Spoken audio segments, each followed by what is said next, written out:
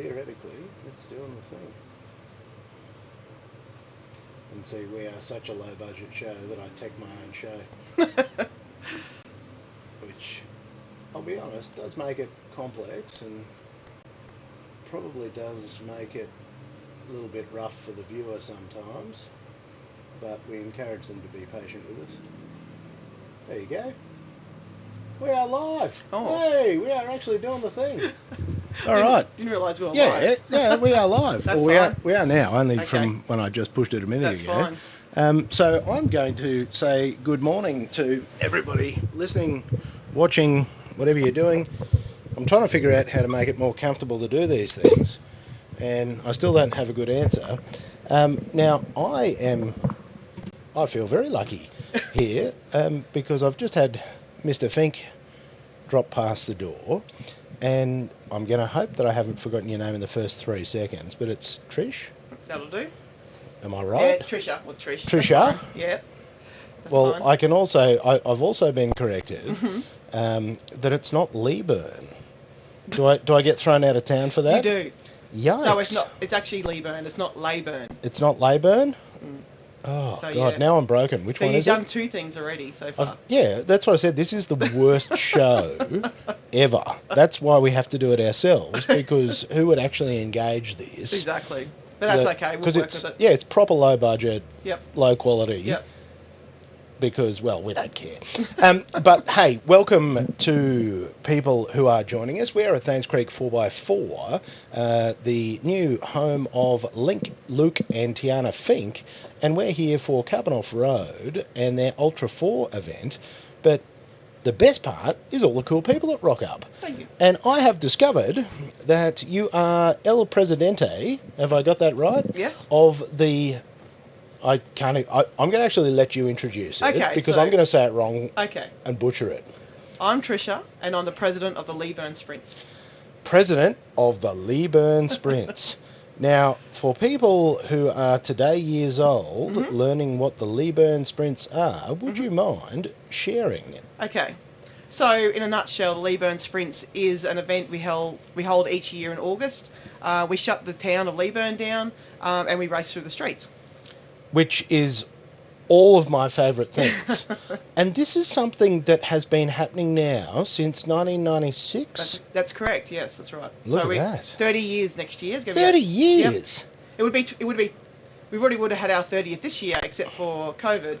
So we didn't hold the 2020 event. So our big 30th anniversary is going to be next year. It's going to be massive. That actually will be massive. Yes. Now, what sort of racing is it? What sort of cars? Tell me everything about it. Well, how about I go right back to how it started. I want to know everything. So we have to get where it started prior to 1996 was World War II. So World War II, we had the Americans build an airbase just outside Leeburn. It's about, the airbase is about 3 or 4 kilometres north of Leeburn. So they ran covert operations from there going over the Japanese defence line. Post World War II, when everything got back to normal, all the fuel rations from during the war had come to an end. The Grand Prix, so obviously what we know as Formula One now, we had Australian Grand Prix back then, and each year the states took a turn in holding the Australian Grand Prix.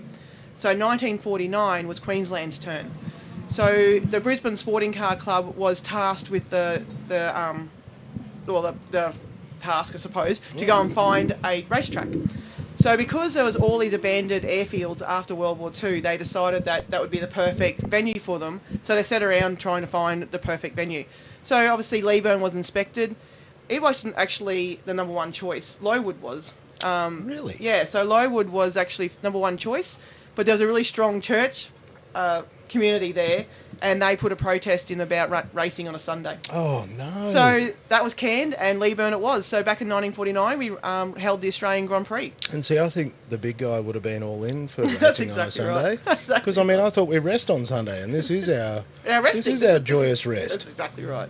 Right. Yeah, so that's how it started. Well, And, suffering your jocks, Lowood, you missed out. Well, then they did actually take it on the next year. Did they? They realised what they missed out on. But they didn't hold on to it, did they? No, they didn't, no. So yeah. So anyway, so we had our Australian Grand Prix, and John Crouch, a driver from New South Wales, won it in a Delahaye. And then, so fast forward to 1996, the Historic Racing Car Club of Queensland knew about, of course, what the background of Leeburn, and they came up to Leeburn to have a look around the place and try to see if they could talk to somebody about running it's not 1995, this was, running an event to commemorate the 1949 Grand Prix. So they went to the local pub, Leeburn Hotel, and they said, who can we talk to that around here, a local that's into motorsport? And they said, well, you better speak to Mike Collins. And Mike Collins is my dad. So that's what they did. So that's how Leeburn Sprints was born. And originally their plan was their hope to be their plan was to run an event out at the racetrack. But, of course, obviously, nearly 50 years had gone past.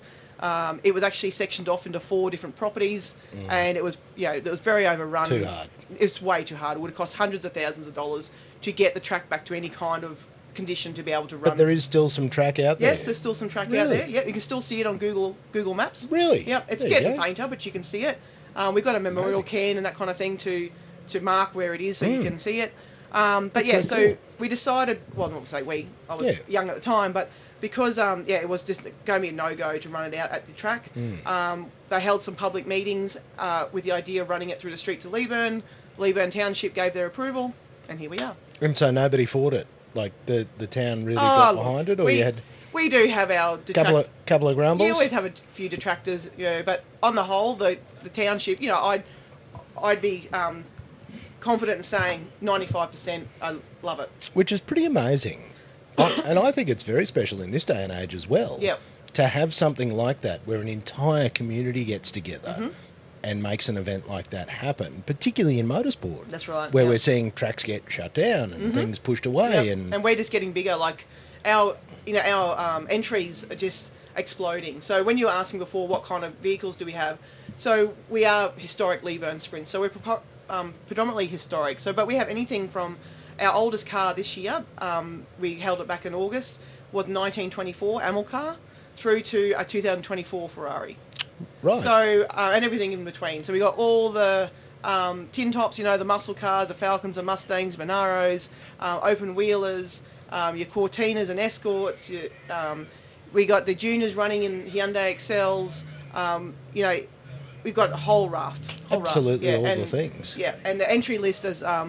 unfortunately, we're not a first in, best dressed. So what we do is we take all the entries, up to the due date, and then we have to do a selection process. Of course. Yeah, so we had over 300 entries this year, and we had to get it back. And we normally like around a 210 or 220 mark, but we could only get it back to, I think it was 261 or something, because the calibre of the cars that had entered so high, that would be unfair for that person to get in and that person to miss out. So it's a big problem for us, but it's a good problem. But yeah. Look, that's a wonderful problem to have an event that is totally oversubscribed, but also having a calibre that's so insane that you're welcoming all these people in. Absolutely. Holy moly. So, yeah. Now, for whippersnappers like myself who don't quite know the rules of historic, what's the date range for historic? So we're not... Okay, so there's 2 different things. So let's go. Because I don't know any of it. No, that's okay. So there's there's logbooked and unlogbooked. Sure. So we don't... obviously, we love having logbook race cars, historic cars, but of course, they're getting fewer and further between. People, obviously... And more valuable. More valuable. People don't want to bring them out. Don't want to destroy them or anything like that. So we have logbooked and unlogbooked. So we run under Motorsport Australia. So there's actual classes within Motorsport Australia for logbooked historic vehicles. So anyway, I know I'm not right into the real historic logbook stuff, but we go up the Group N. So the Group Ns are the more recent, so up into the 1970s. And then they're actually looking at another Group N, calling ND, that's still in discussions, I think, into the 1980s. But yeah, we don't have to worry about just historic. Like that's our priority. Like our priority would be to take those historic vehicles, and then our going into our non-logbook cars, but like our pre-72, our pre-80, all that kind of thing. So it goes up and up and up in the scale. So no one is exempt from entering. But if you're going to bring your bog standard AU Falcon sedan out of your shed, you're probably not going to get a run. That's a real shame. Greatest car ever made. I know, I've got an AU Falcon Ute. Yeah. I was talking to the good people from Japan and asking them, the people from Rocket Bunny, that we need wide body kits made, and they said, "Look, leave that with us." I'm doing bad things for the Australian manufacturing automotive industry. Well, there's no such thing anymore. That's right. Still got the luxury car tax that was designed to protect that industry that doesn't exist anymore. But that's another conversation. But for another time. why take that off the government? Yeah, that's a good one. Now you got to tell me, you have taken on the mantle of carrying this forward. Yep. Because this was something that your parents set up, but you obviously love it. Yeah, absolutely. Well. I've been involved. Obviously, I've been a motorsport fan all my life because my dad was. I've got 4 older brothers. The youngest of that brother, Chris, he's a vice president. So I've been racing since I was in my teens, mainly circuit racing, so bitumen circuit. I now race in the Australian Trans Am series. I've got a 1968 Mustang that I race. Nice. So I'm quite heavily involved. I'm on the motorsport panel for Motorsport Australia. So I do a lot of different things. But yeah, I love it. Mum and Dad, unfortunately, have both passed away. Dad was a race director from get-go, and Mum was the president for a long time. And she stood down as president in 2017. I stood up to president, and then she unfortunately passed away in 2018. And Dad passed away in 2022. So they're both buried at Leeburn Cemetery. It's very much my hometown. I live in Toowoomba, but obviously got huge ties to the town. I've got a place in town. I'm on the Progress Association. Love the place. Yeah. Love motorsport and love Leeburn. So can't help yourself. No. And with the event itself, like, what's the trajectory? What's the goals for it? Because I can see that you've got like Tourism and Events Queensland, so obviously the government gets in funding, and helps as well, which is amazing. Mm-hmm. Like, where's the show going? I think about that, and I was only just thinking about that this week. Next year is our 30th anniversary. It's going to be huge. Like, last year was we celebrated, as in 2024, which is this shirt, we celebrated the 75th anniversary of the Grand Prix. It was massive. This year was big. Next year's going to be huge. And then you think to yourself, where do you go from there? Like, what? And I think after next year, it's a time to keep carrying forward what we've built. And I always say to my committee, if we can make improvements like 2% every year, we do something a little bit different, a little bit more improved. These last few years, we've made massive improvements. But going forward after this 30th anniversary, I think we keep edging up more and more, get more and more popular. I mean, we're a town of 400 residents, and we get 18,000 people over 2 days. Wow. So we are, That gives you context, doesn't it? Yes. Yeah, we have over 900 campsites. And of course, a lot of people travel as day trippers. You got room for 24-foot caravans? Yes, we do. We do. How early do you need to book to get a good spot? Yeah, well, yes. I'll talk to you. Keep an eye on our Facebook page. Yeah, I was going to say. Our website. We release camping in about March, April. Is it? Yeah. Okay. Yeah. But it's a bit like Bathurst, where you go and the people who've previously had campsites, like from last year, they get first choice. Their spot. They get their spot. So they get sometimes, depending on how generous I'm feeling, a week or 10 days I send out, and they got that time to book their spot, and after that the rest becomes public. It's like the U-Butte spots next to the water at Christmas as well. Yeah, that's like right. They're like generational spots, and if you miss it, you're out. Yeah. Do you still do a bit of racing at the event? Do you get behind the wheel? So I aim for 2. So one thing, it's a sprint, so we're not racing. It's not door handle racing. The streets are narrow, of course.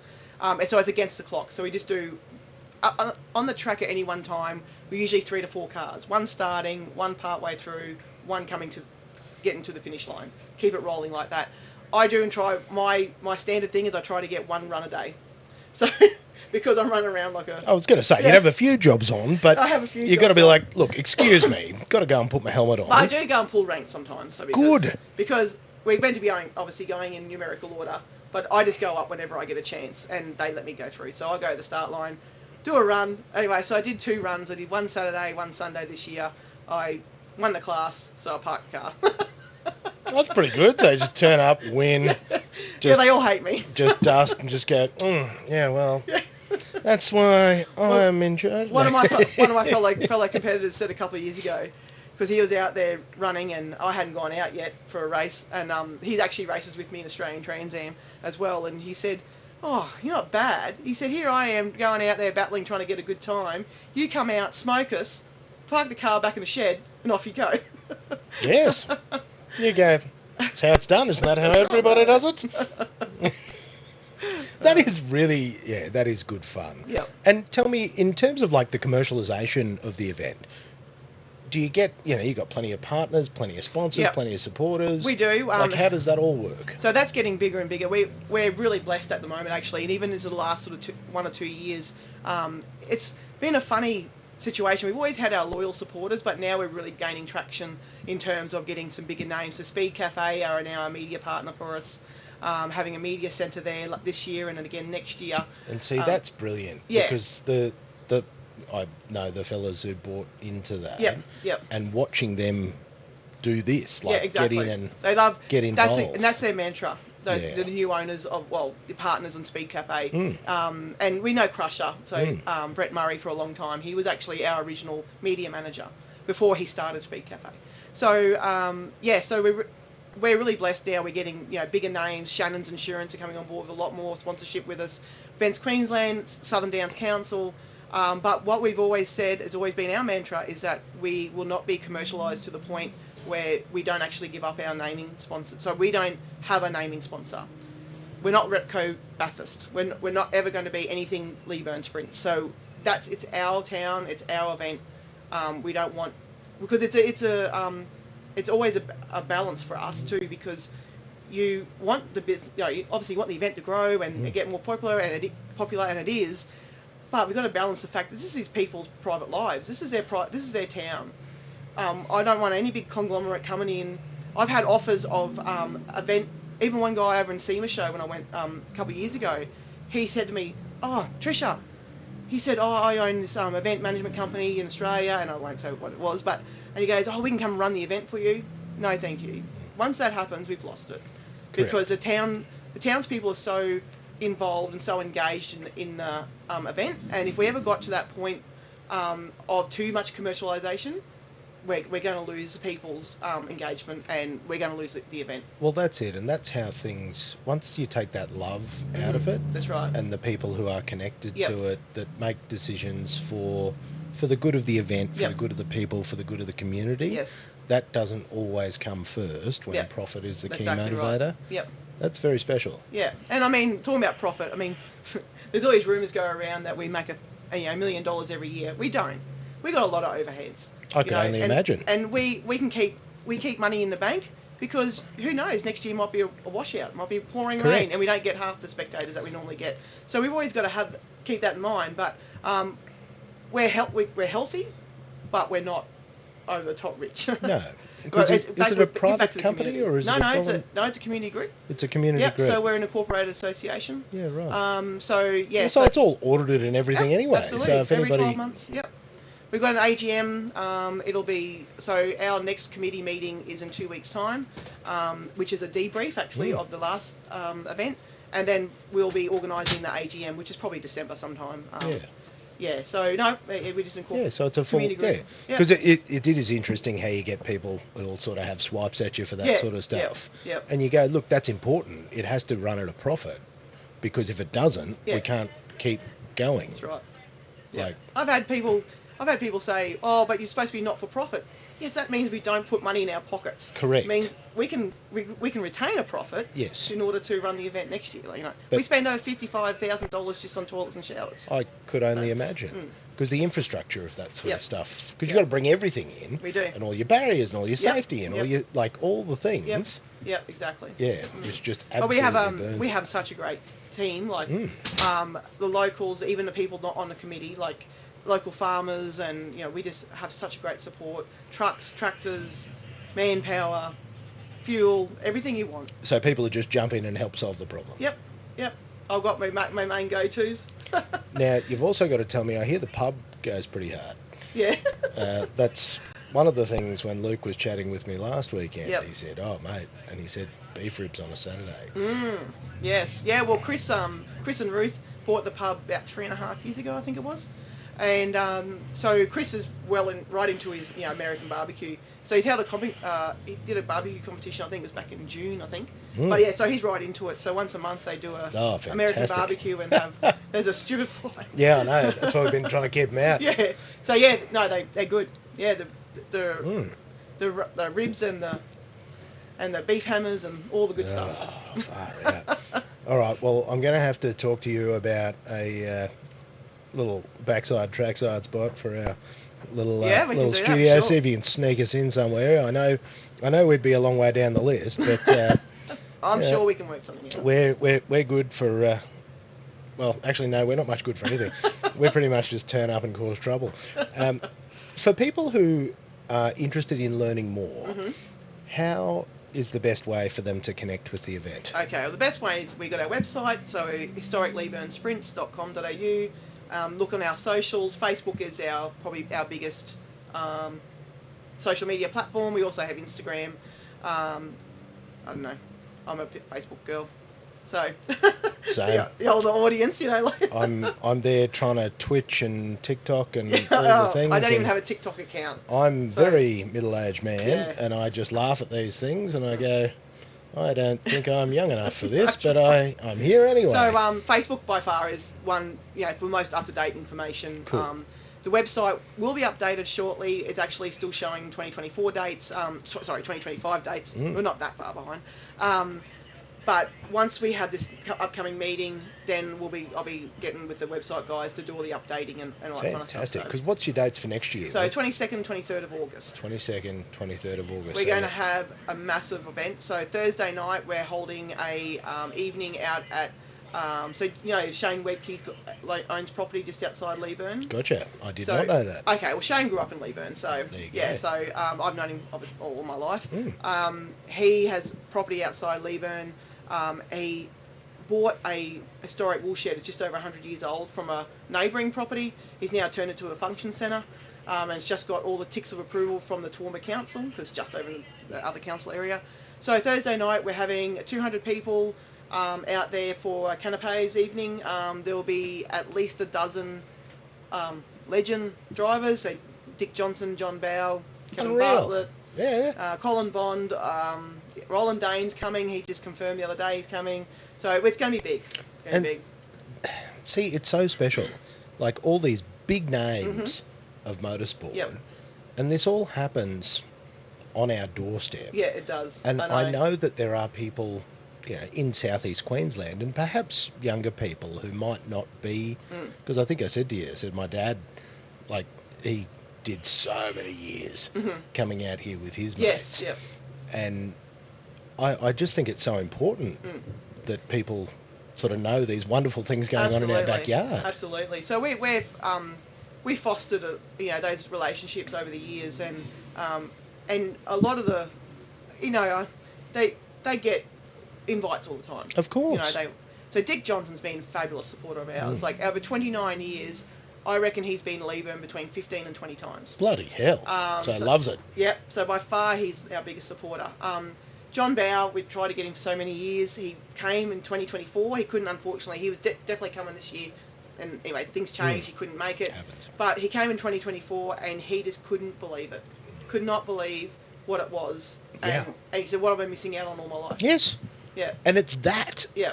And this is the big thing. And it's so close to, major commercial hubs and all this sort of stuff. Yeah, it's only 45 minutes from Toowoomba. Absolutely. And it's such an incredible community-led... Yeah, this is why I was so stoked. When Luke was like, I'm like, oh my God, quick. I thought you were just making me feel good. Shit, no.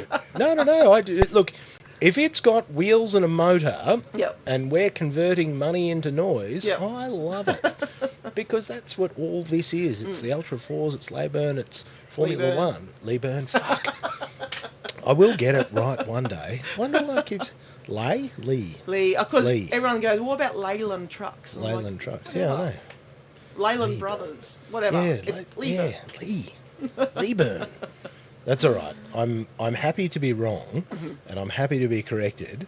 If you say Leeburn again right now, Leeburn, you're invited next year. Leeburn, Yep, you're invited next There year you now. go. Yep. I'm determined to get it right. I don't wish to be disrespectful. I'm just not real bright.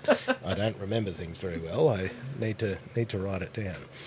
I'm really excited about this, and I'm really excited to even just to meet yourself because I've never had the opportunity. Like, I haven't been and attended Yep. in any real capacity. Yep. So I'm actually really stoked. Well, it's been good to meet you. Yeah, and great to meet you too. Well, Trisha, Yes. I am excited to be rolling my little setup into Sounds good. Well, we'll Leeburn. talk logistics. Absolutely.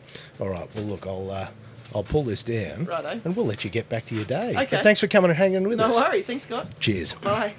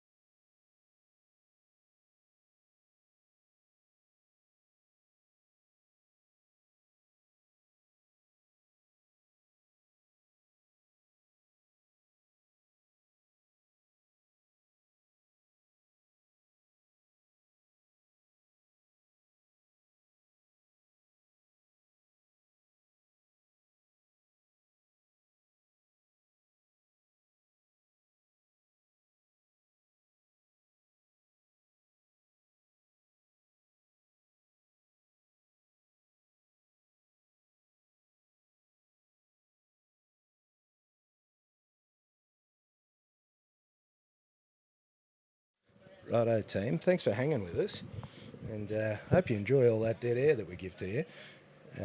This is the show about nothing, isn't it? Hopefully it's all working and it's all coming through all right. But how amazing was that? We're going to Leeburn.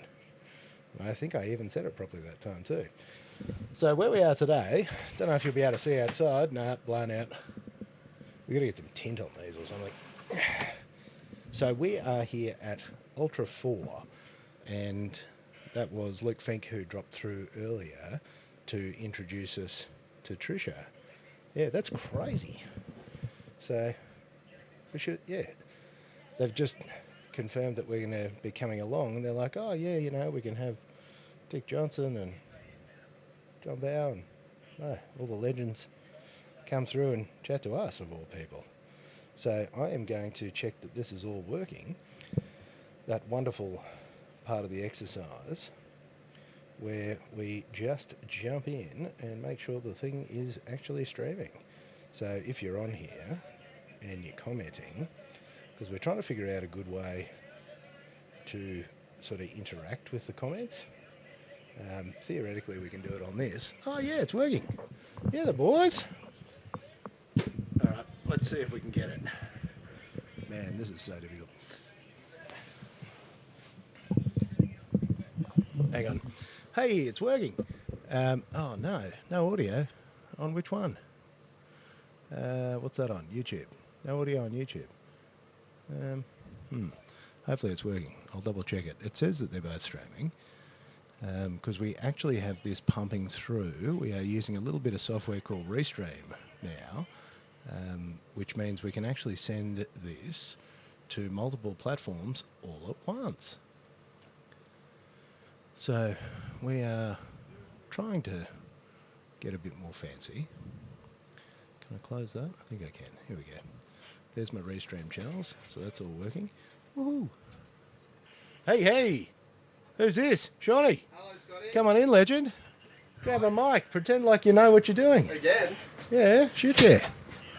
Welcome. Check it out. Got the boys. Happy Saturday, mate. Mate. We even brought the shirt. Happy Saturday. How are you, Shawnee? We're good. We just turned up. Nice little drive. There we go. The fridge tells me that audio is all good. Hell yeah, legends. Welcome. So how was the drive? I just watched the last 10 minutes of the podcast before I ran out of service. Did you? Yeah, with that. Yeah, Trish. Yeah, with Trish. I just watched that on the way in. Yeah. How gangster was that? So, she's did you know about Leeburn sprints? No, actually, that was the first time I heard about it. Now Really? I'm interested to put the i30N into it. Oh, yeah, that's right. 'cause that's Because what it's built for. you Yeah. acquired that little vehicle, didn't you? Tell us about who's letting the flies in. Bloody Gibbo. You know what this silly bugger's just done? What's he done? Detailed his car. Detail his car. No, so I drove That back was from fun. work That was last stupid. week and it was terrible and I wanted it to be clean before I left. Yeah. And then I forgot I was coming paddock bashing. Yeah, you were so coming now here. Now it's fucked again. Oh no, absolutely fucked. And I hope you've got your car closed, like Yes, nothing open. This is like being on a mine site. This is bull dust. Yeah, out this here. is hands down mine site material. Because I opened. Oh, there you go, Gibbo's, mate. It's not square now, mate. You've fucked it. Lucky this is the unprofessional podcast. It is so unprofessional. I like how It's we've not got square. it's not as intimidating this time with the. Well, I've still got the big ones. So what you can do with these is there's a twisty thing. Because what's his name? Dude from Built Not Bought. He actually grabbed his and just had it on his lap like this, and I'm like, fuck, that works. When was that on? Today? That was Yesterday. at Matsuri. Oh, he was. Oh, Yeah. Do they have a rig out here? Don't think so. Don't they build some crazy? Probably. He's got a crazy patrol or Yeah. some. Because that's what I said. sort I'm of like, drive. oh, you're like a legit, like, person. Yeah. You actually do this for like real life. Yeah, that's his gig. Not just because Trish. I'm like, yeah, this is our third shave. I actually can't believe. I drove through that main gate there. Anyway, it was quiet, and old mate said, "Oh, the race is just finishing up." Oh, okay, no worries. Not even 10 seconds later, I reckon old mate in a car doing 100 down that dirt road. Oh, One of mate. the cars. I could not believe how quick that was. These guys are unhinged, so they've Yeah. got a break now. They were racing at like 8 a.m. I think, was when they kicked off, and these things do not fuck around. When's the next one? Because look, mate, you got a Monster. baller spot here. You got literally the track right there. Oh Looking yeah, at that. and then just here, mate. Yeah. So you can just look out because they go fanging through here, and then there's a big jump just here as well. Gibbo's Yeah, on see the how- exposure needs to correct that. See how it blows out? Yeah. So you can't. It's very hard to correct. He's still faffing around with it. Just getting it so you can see the stuff up the top. Oh, I thought it was all right. Did you like our Ultra4 coasters? Yeah, where are they? Just here? Yeah, can't do it backwards. Oh, yeah. There. Yeah, mate. Our boy Brent from Carbon Offroad swung by this morning, gave us those. I'm like, yeah, boy. Could you, Gibbo, while you're helping us to organise things, can we have some more RBs and waters for the table, please, sir? And do you have a cloth? The table is a bit manky. Eh? Well, that's because we just had breakfast. I was literally kicking everybody out, mate. You should have seen it. More breakfast there if you're hungry. It was full-blown royalty. There is actually food if you I'm actually good. I ate my chicken wrap. you're not peckish. No, I've ate my chicken wrap. Oh, now my wife told me I was supposed to ring you pretty much all week, and I forgot, so I can just do it now live on the air. Yeah. So I was there, and I went to go fix the 60. Yeah. Everything ready to go. It was one of those days. I was like, I've got time. Turn up. She goes, oh, I think we're moving the Beamer into storage. I was like, oh, okay. That's where I was meant to work on the 60. She goes, oh, really? And she goes, I might talk to Scotty about that one. And then, yeah, now 2 days later, we're here. Yeah, well, I thought, I'm seeing Sean on Saturday. We'll just deal with it then. I've spoken to Daniel and said I think I'm being very unfair to Sean, trying to make him fix all my things. Yeah. I'm going to see if I can get Daniel and the boys to sort these things for me.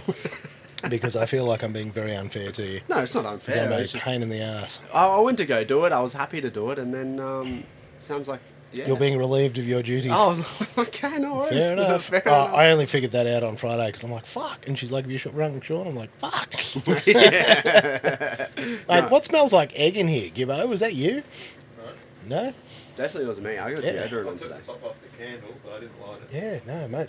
It's, Smells like- it's I really pretty like that candle. foul in Pretty here. rank. It is actually pretty dank. Might have to fire up the candle again. What's in the fridge? Yeah, maybe it was. It was probably the eggs in the fridge. What do they give you? It Salmonella? is. Things are leaking out of you. Mate, I step outside the van, all right? Isn't this a new van? And we've No, it is. trashed it? This is the same van from That's Matsuri. It's a go-getter. It's been the so, best. so are they keen on the Leyburn sprints for having the van? Or? Oh, now you have to go straight to jail. The Leeburn sprints. Leyburn. Just because it's spelt lay, L-E... What? Yeah. I did hear It's her, actually she Lee. did correct you. Mate, thrice. Straight up. She corrected me many times. I didn't catch the end of the of Trish. That's all right. She said, what's his name? 300 applicants, eh? Yeah, 300 applicants. 18,000 people. She's Yeah. 18,000. Yes, 18,000 With a town people. of 800. And they shut the whole town down, and then they run the course through the actual town. Well, I've never heard of this. Oh, I knew about okay. it. As I said, my old boy used to come out here every year for it. So him and his mates in the late 90s, early 00s, Well, it sounds like there's a bit of a list to get on. mate. So we're gonna 1 year we'll get. No, we just jumped to the top of the class. Did we? Yeah, Oh, we'll make no, sure. we're in August. August. So we have to get next the year. end. We have to get the end going. Yeah, well, there you go. Purpose built for it. That's Well, this is what I said to Dan. I said, your life needs more stupidity. I can bring more stupidity. And I said, not Sean type stupidity, me type stupidity. Yeah. Like, commercially viable stupidity. Oh, well. So then what's after this? We've got it's a bit of a step. Yeah, well, actually, no. You know what is on tomorrow? What's on tomorrow? The Bathurst. Imagine next year's Bathurst for the Snowy Rivers van. See, I don't know if they'd want us there. Because we would bring the good organisation into disrepute. What we want is organisations that exist on disrepute. Yes. We're here for, this is the show for the people. This is not high class. So we have to go to the people's event, not Yeah, the absolutely. okay. Because like if you got TV broadcast, what do you need us monkeys for? Like this Talk is shit. talk shit. People like that. Apex Hunters. Actually, podcast. do you know the funniest thing? We could just do it from home, so we could just have their stream going with our stream. I'm sure and just do Supercars it would from love that. I'm sure they Be would like, love that. Straight piracy. Yeah. Yeah, I don't know. What do you feel about the supercars though? Because you got Ford and Chev. Where Mate, is it? Do you? I think, in all seriousness, I think supercars have let themselves down because they really prevent drivers and teams from expressing themselves. So, I don't know if you're familiar with the Apex Hunter boys. I am very familiar. Very, yes. I think Scott Pye and I forgot his name now. Which one? His co-host. I don't know his guy. I forget him. He does Trans Am. Yeah, okay. But yes, Anyway, those boys. Barbs. There you go. Yeah. Those boys are doing a very good job. Mate, of they're talking, unreal. Talking what's up. I'll give it to them. But yeah, I don't know. Supercars, it's lost its pizzazz over the years, I reckon. It has had a lot of complex years. Like the end of Australian manufacturing was a complex time. Then the new Gen 3 cars was a complex time. Like They getting look red hot though. getting those cars to behave was a heap of work. And it, like, you need your personalities, and you need people to latch on to the personalities. I feel like the grid's got the personality though. Yes. You've got some characters in there, and I think Tigford's doing a very good job of. But I feel like they've really got a lid on them. Yeah. And it needs not 1970s Bathurst looseness where your cars would get tipped over and set on fire at the top of the hill, but like it needs just a bit more shenanigans. It's an Australian event. It's Australian. It needs that Australian flair. And I think that's the thing when you come to this sort of stuff. Like, there's pretty good shenanigans. It's actually what's this? This is my first four-wheel drive event, so this is all new to me. I have seen it, and just turning up, it's loose. Like, It's it looks loose. Yeah. There's a couple of boys over here that the car just turned in, and they're cracking their bevs and working on the car and having a good time. I'm like, Absolutely. Because, look, if you're behind the wheel, you've got to do those things seriously. But, Yeah, like, but this the is a boys- weekend with your family, Yeah. weekend with your mates, and honestly, they're building mental stuff. They're like, there was a bloke in here this morning, he's like, GQ chassis, Jimny on top or something, I don't know, and then a fucking turbo Barra in it. And then they just send it. And you're like, you can see the cars peeling down here. It was phenomenal. they're so fast. And they said there's one of the straights here, they're hitting 200. Well, 200 kilometres. is it this back straight? Yeah. Yeah. How long is that? The finish line just here? Is it start finish? They're doing short course now. So short courses, they mess around here for a bit, and then the finish line's down there. Gotcha. So then they're going to basically have a little bit of a play here, and then they beat it down that straight to the finish line. So what's the whole point of this? Is it time attack event? What's the I don't even know. what's the discipline? I don't even know. No, the discipline's Ultra4 is what. So that's the category, and as I said, it's sort of a US category that has expanded globally. And that King of the Hammers, if you've seen that one in the States. I'm a virgin to all this. Yeah, sort of things. well, that's all right. We're learning. I don't know. It's basically Great time deal. trial. Yeah, But off road. It's time trial on dirt. Are they doing like extreme off road part, or is it just kind of just like some? Speed. It's all It's like rally, but turned up to 11. yeah, It's like rally with four-wheel drive. yeah. Rally with 4-wheel 37-inch drives, tyres. Yes. going 37-inch tyres 20 inches. at 9,000 RPM, and Exo- 25 pound of boost. exoskeleton Yeah, cages. They look exoskeleton sick. cars. They look. Don't they look awesome? They look Because basically, it's like the boys who go wheeling with a P plate on the back, Yeah. Except proper. yeah. Yeah. But like they're having rollovers and just all the time. Oh, I did Like, actually see a all car the here time. that looked like it was tipped over, but I don't know if that was a fresh one. He was on the trailer. Because they are, There's been like two today already. Really? yeah, they are absolutely sending it. And the whole thing is everything's being broadcast. We've got our UHF over there. So you just plug into channel 14 and you're getting everything. And this is like the good old days of racing. So this is like Oh, so you can hear it all. It's not yeah, closed off. this is the pre-internet days of racing. Because you go to events these days and they are all You know, pretty heavily sanitized. I was actually pretty surprised that even at Matsuri, why they don't have a drone that flies over and stream it at the same time.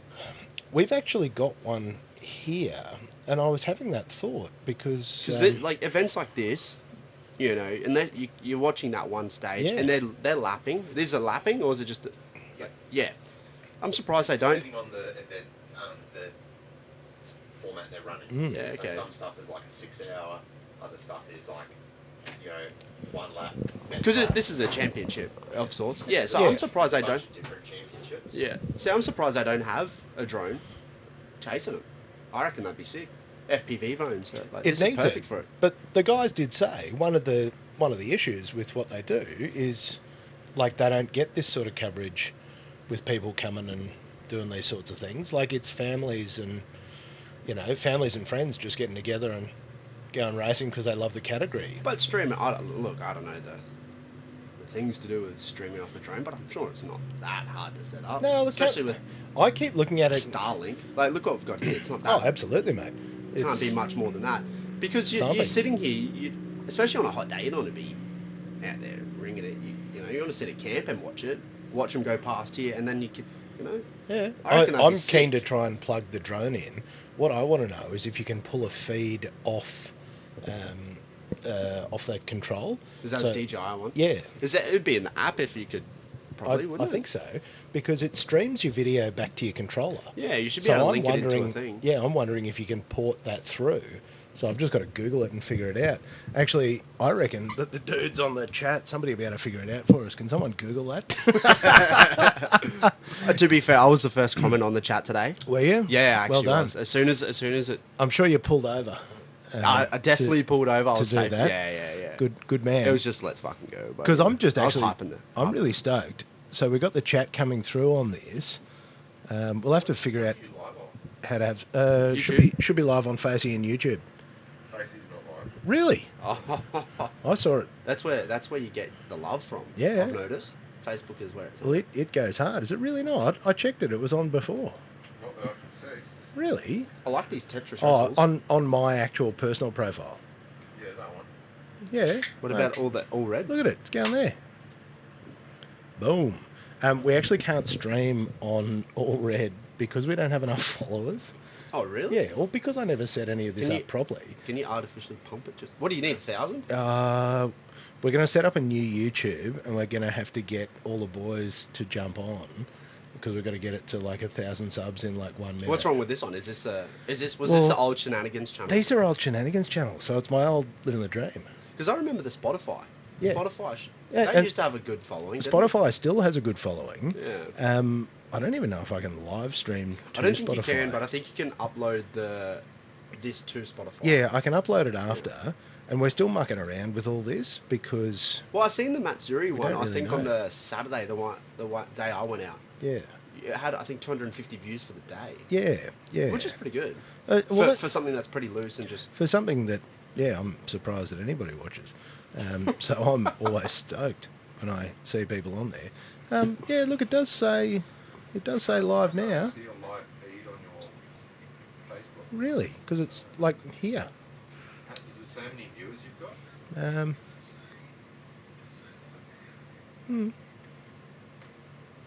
One comment, one share, 49 minutes. And it's an auto comment, so it was me, which is hilarious. Hey, one's better than zero. Going hard. Yeah, pop it on. Might not be enough data on your content yet. Yeah, I don't know. Well, I hope it's working. Oh, how good's the Starlink? Oh, by the way, yeah, mate. Oh, game changer. Just balls out. Like, I want one in the car. I was actually thinking about it. Going, But what's your one? Just a stationary one. You should be able to.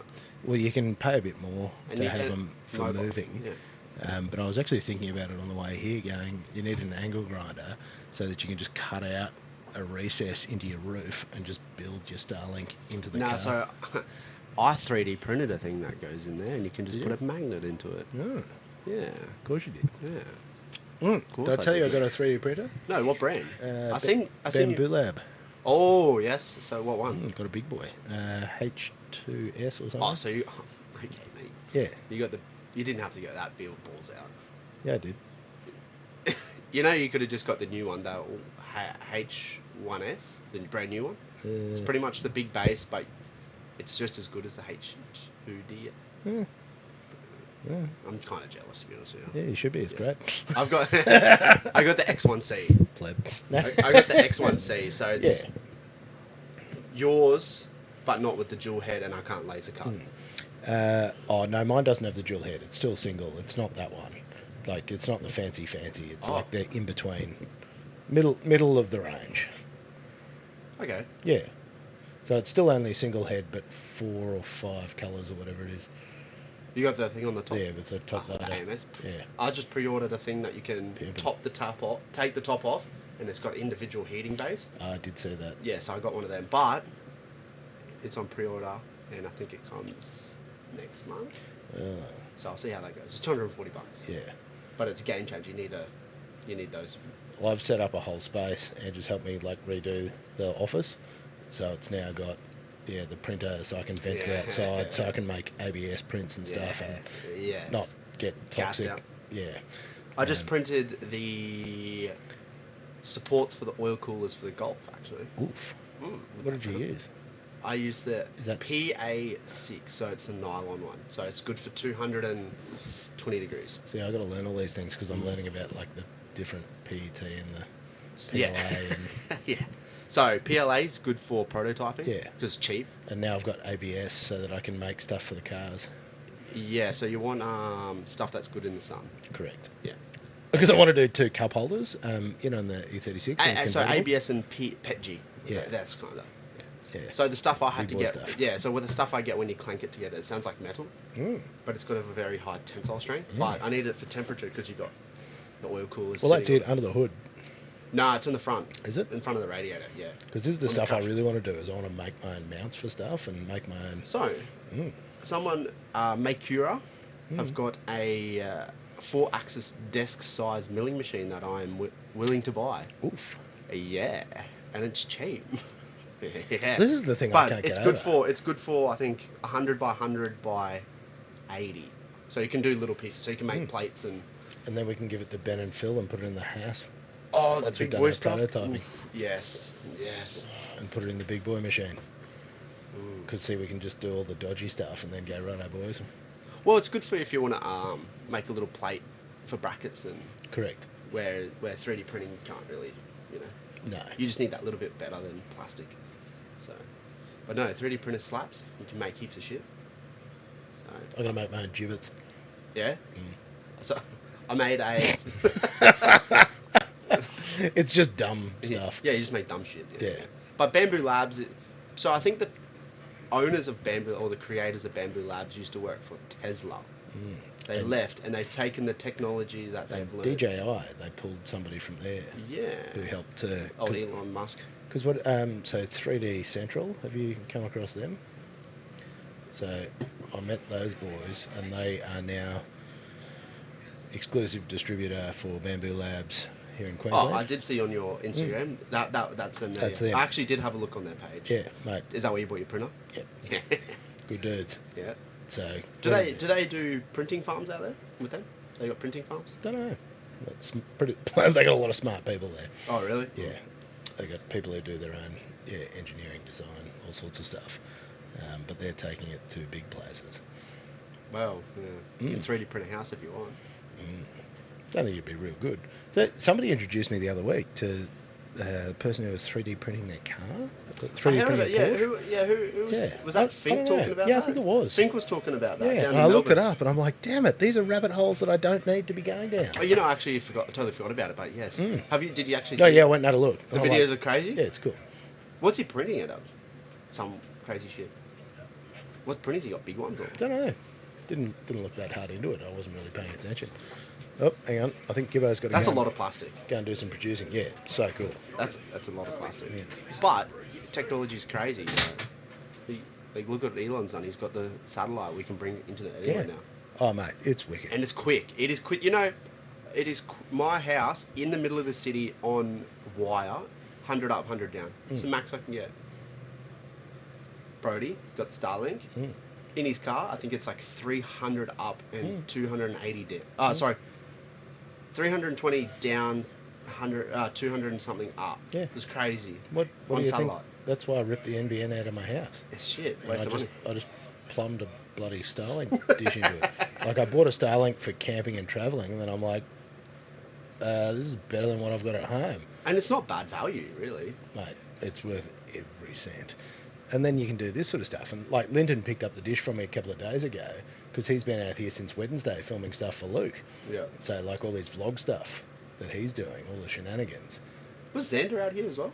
Yeah, he came out I too. haven't seen him forever. No. Is he still out here? No, he went home yesterday. And Was he out filming as well? Seamus was here too, yeah. Because I think he wants to do, all he does filming stuff and streaming. Xander's very good, actually. I like Yeah. his. He's actually pretty creative. Yeah. But no, the Elon stuff, that Starlink's crazy. It is phenomenal. I do like it. Better than cable in Australia, that's for sure. Oh, yeah. Oh, Holy mate. fuck, that just shows how retarded we are. Oh, got some guests. Who's coming in? Oh, and how many? I actually don't have enough XLR cables here at the moment. That's all right, because I can Yeah, leave you if the got to guys go and do report it. something. We'll throw you out. Yeah. Um, we do have to grab another XLR cable because I don't think Do you want a hand? I've got enough. Oh, glad that wasn't my knee. All right, we'll be right back.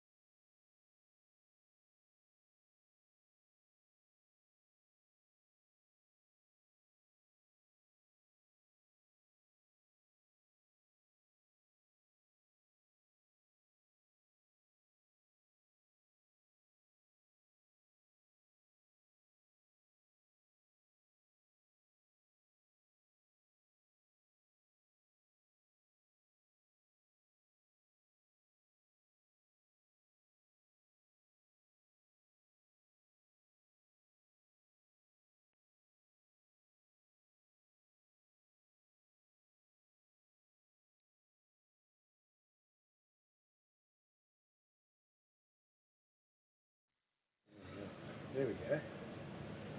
Okay. All right. What do you reckon, boys?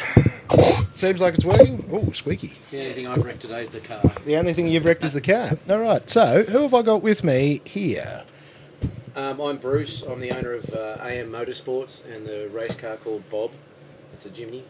And I'm Tannen, Bruce's nephew, and I'm the co-driver. Fantastic. Now, the first thing I saw about this Jimny is I saw a photo of it in the air. It does that a lot. I've noticed.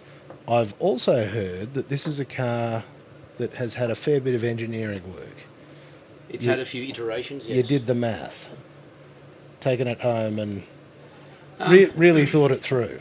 Started life as a tough truck competitor, so it had full body Jimny on it, had Jimny chassis, had Dana 60 disc front and rear, and then changed that to raced 3 times at tough truck, and decided to start going faster and faster and realised that a rock crawler can't go fast. I can, but it hurts. Yeah, not supposed to. And then changed it all up to what it is now. Still had LS1, coilovers, bypasses, bump stops. Dana 60 still had rear steer, and I was pushing as far as I could with that. And then the car kept leaving the track after its own accord. Right. Running out of rear travel and bending shit, and ended up going, this is no good.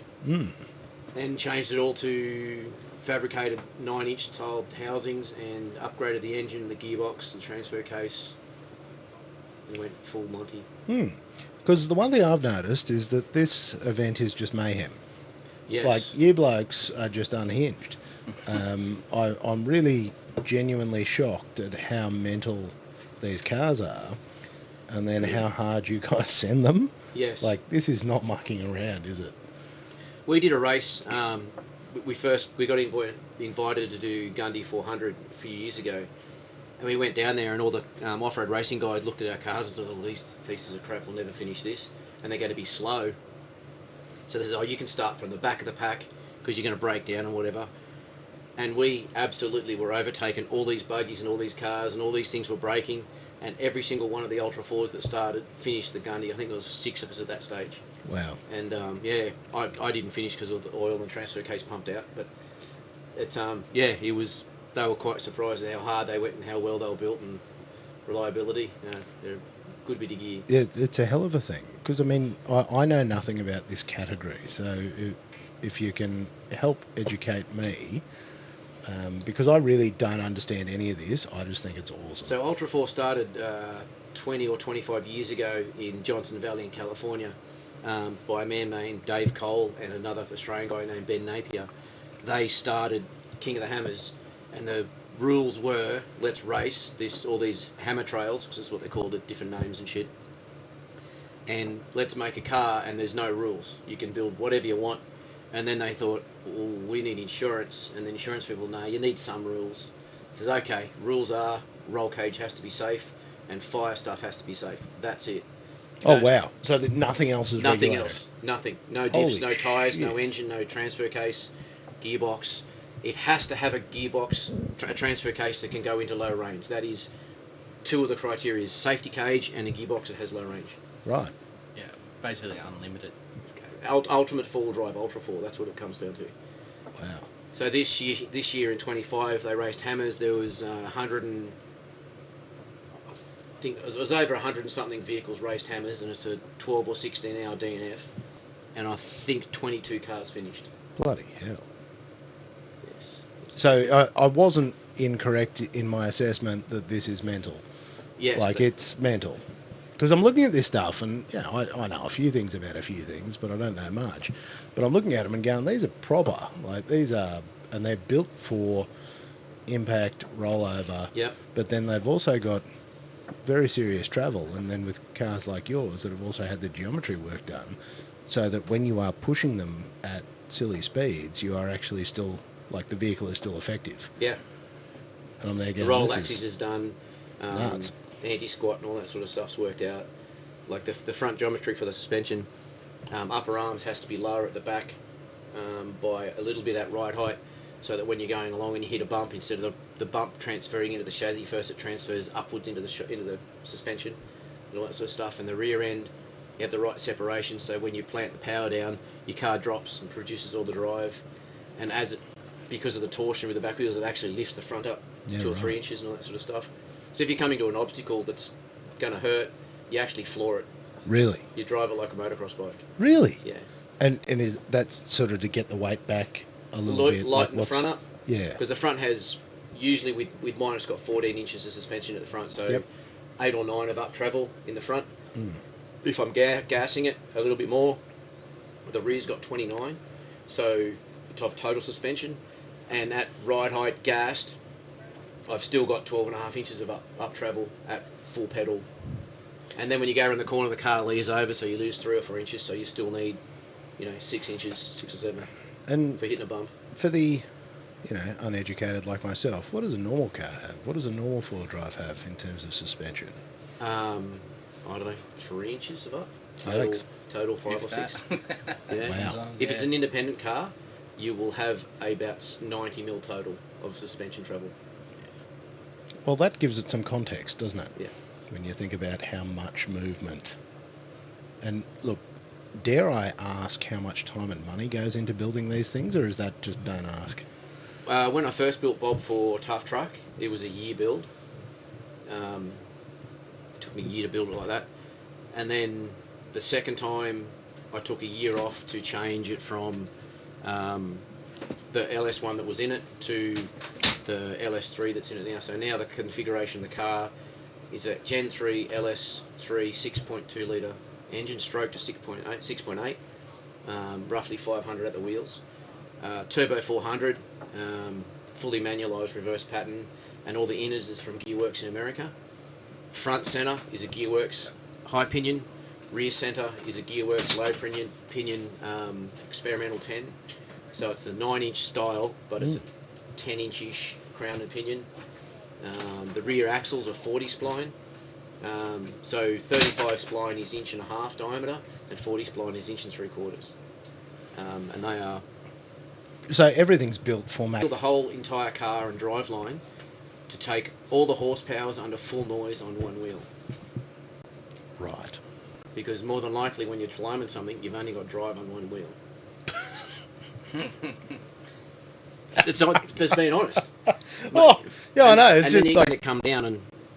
But Yeah. it's the little things as well, like when we are working on it, if there's a slight a wire or whatever rubbing on something, you put a bit of protection in between it, Of go course. over everything, and that's what makes you actually finish the race. Like we come back from a race, like I only raced 2 weeks ago at Cliffhanger, which is the biggest off-road type of winch challenge race in Australia, probably in the world actually. So it was a week of driving trails. There was 30-something stages, and we did over 600 kilometres in the week. And there is no roads. We don't drive on roads. It is GPS navigation. So you start, say 3, 2, 1, go. They hand you a piece of paper with 30, 40, 50 waypoints. You sit there for 10 minutes typing them into GPS, and you go, righto, we're going that way, and you drive till you get to the waypoint. And okay, the next one's here. Okay, we're going right over the mountains. Got that one. Got the next one. Yeah, it's crazy shit. it is crazy shit. And then some of them, you winching. I didn't bring my phone, but some of the winch walls and bits and pieces on you are winching vertically, and if the winch cable snaps, you are gone. Yeah, this sounds good. Like, how, and You get out, and the good old adrenaline's doing I its thing. could only imagine, because how do you even get started in this? Like, because I mean, there's I assume you started just four-wheel driving, like the rest of us, out the back blocks. Yeah, we went years ago. We were at Land Cruiser Mountain Park, and we saw some guys doing a winch challenge, and saw them racing around and doing their thing. I thought that looks like fun, so I built a FJ62 Land Cruiser, made that, went to do the winch challenge, and the guy who was running that winch challenge didn't like new people.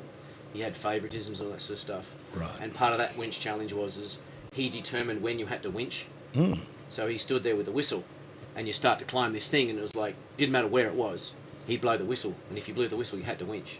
So the teams that he liked, he didn't blow the whistle, and they could drive up these places, and like every time we started to go up, it was like, brrrt, and I was like, okay, we'll winch. So I got halfway through that competition and thought, yeah, thank you very much, this isn't for me. No, go, this isn't for us. I'm out. Yeah, Didn't go back to that, and then actually started doing stuff at Scenic River Adventure Park at the back of Bow Desert.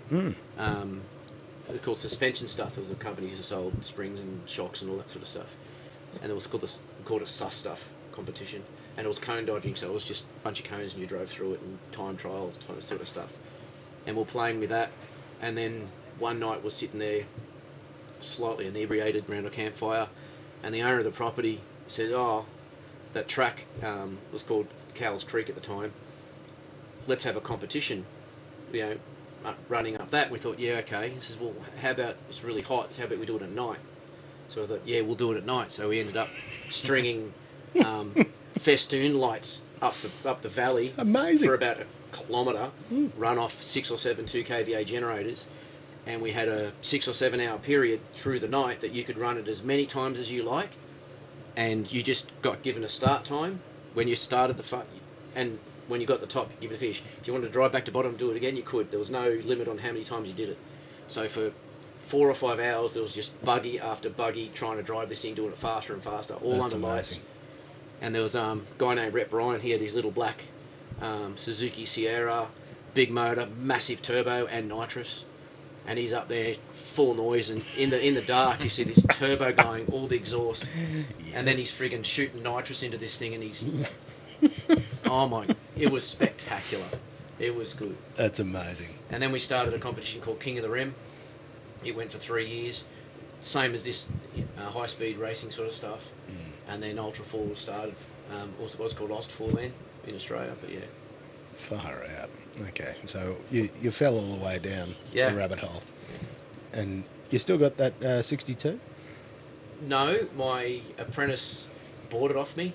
He's not an apprentice anymore, and he actually races it too, Dan Cole, Cole Motorsports, but he, racing the car, did a front flip, landed on it and crushed all the body down and ruined the body, so now it's got a Jeep body on top of the 60 series chassis. Well, it's actually was a patrol chassis with a Holden 5 litre stroke to 363 with VN head, so it was a stroked injected 5 litre. So there wasn't much Land Cruiser left. None. No. Not. I'm listening to that and going... And built the Turbo 400, 25% reduction gears in the transfer case for that thing, and yeah, Bloody hell. Patrol GU diffs. And how have you gone this season, Ultra 4s? We placed second first round. Yeah. We won the second round weekend because we've just binned the car. So. Have you? Did you little loop the loop or something, or have you?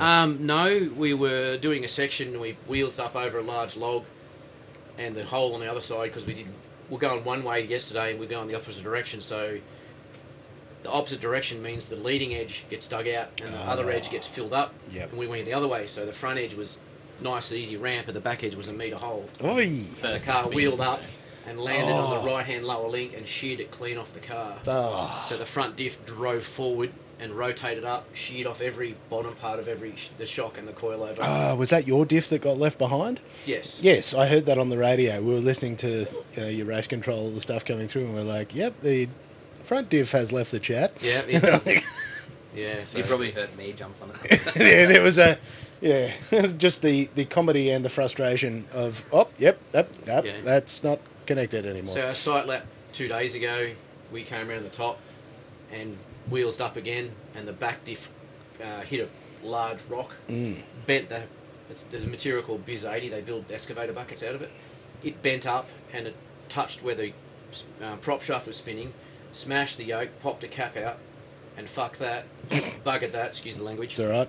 And No real started spitting molten pieces of steel onto the ground and set fire to the bush up there. So, Oh, good. so that everybody was trying to put the fire out that I had started. Yeah.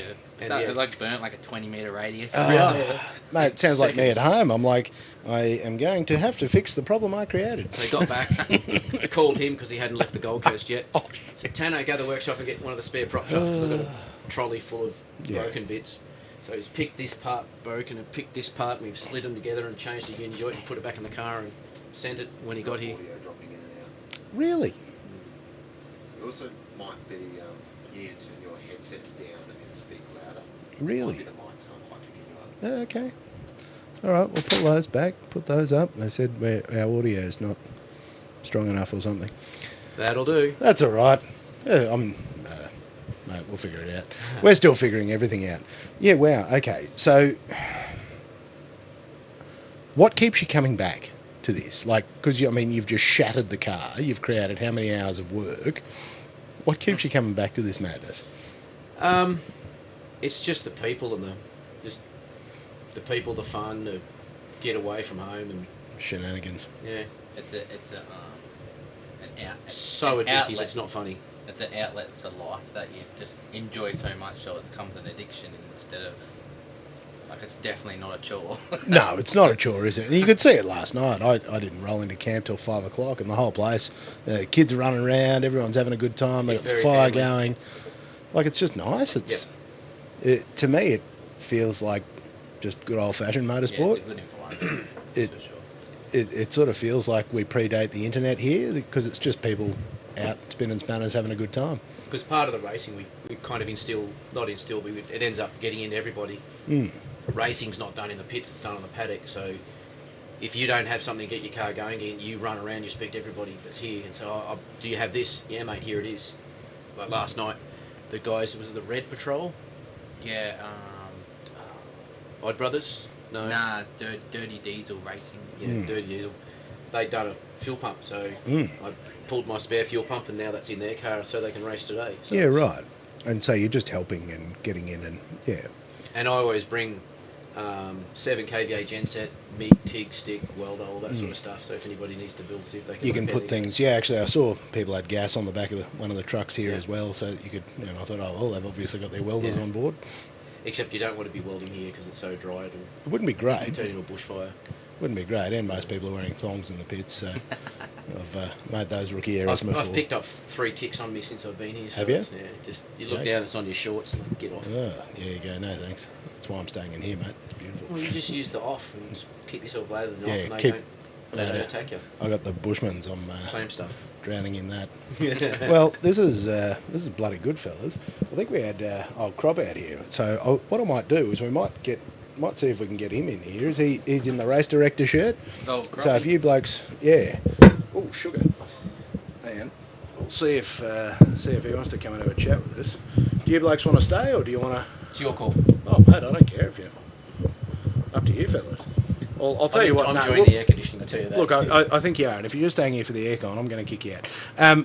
Look, I might get you fellas. Yeah, we'll send you out, All right. and we'll get him in because I want to hear all about his shenanigans as well. I'm going to come and see your Jimny with your blown up front end. Yeah, okay. It's already on the truck.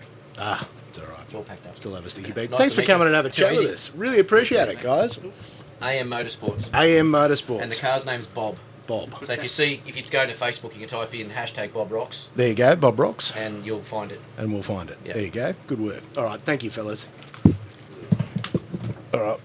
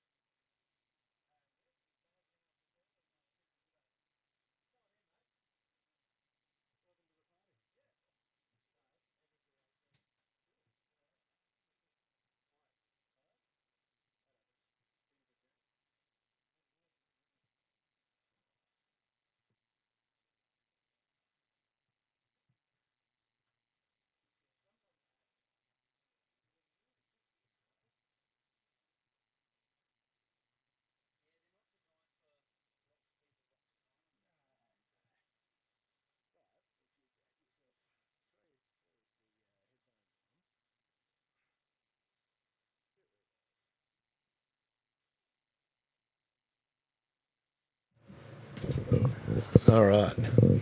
How's that? That's working? Sounds pretty good to You me. can hear me? I It's all certainly doing the can. right thing? Yeah. Well, there you go. For people who might be watching at home, who am I sitting here chatting with? I'll get you to introduce yourself.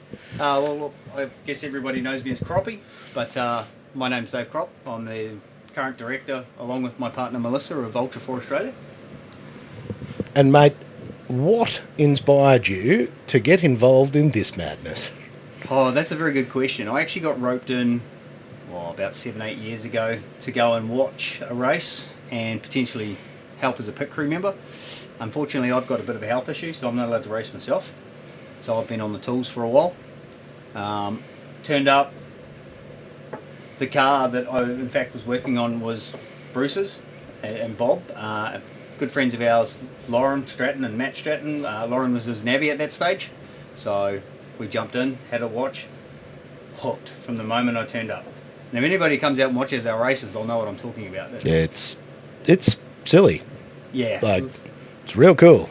Rock crawlers that go fast. That's probably the best way I can describe it. So if you can picture a rock crawler with 600-700 horsepower, that's what we're talking about. And then of course we've got our winch truck / mod class guys, which has been sort of our entry level for a while, but they are also insane cars. The whole thing is just madness, because you come and have a look at these cars, and the boys from Bob were sort of explaining to me, because I said to them, I said, look, I don't know anything about the category, I don't know anything about any of it. Sorry to interrupt. Hang on, we've got Gibbo here. What's happening? Audio Yeah. is... Potato? Yeah, it's... What's it doing? Audio's dropping in and out, still happening. Audio for 3 seconds, silent for 3, repeat. Interesting.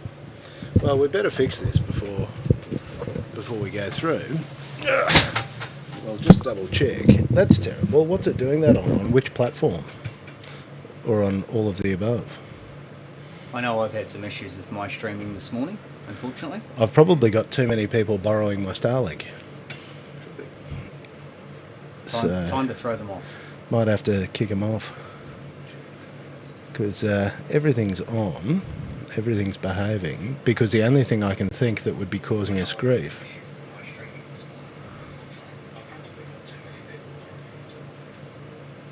No internet access. VPN. Just make sure the VPN's not running, because that can slow it down significantly. Sorry, team. This is the joy of working live. So what, sorry? I said I'm just making sure the VPN's not running, because the VPN obviously slows it down significantly. Do you have something on these mics where it will, like... Yeah.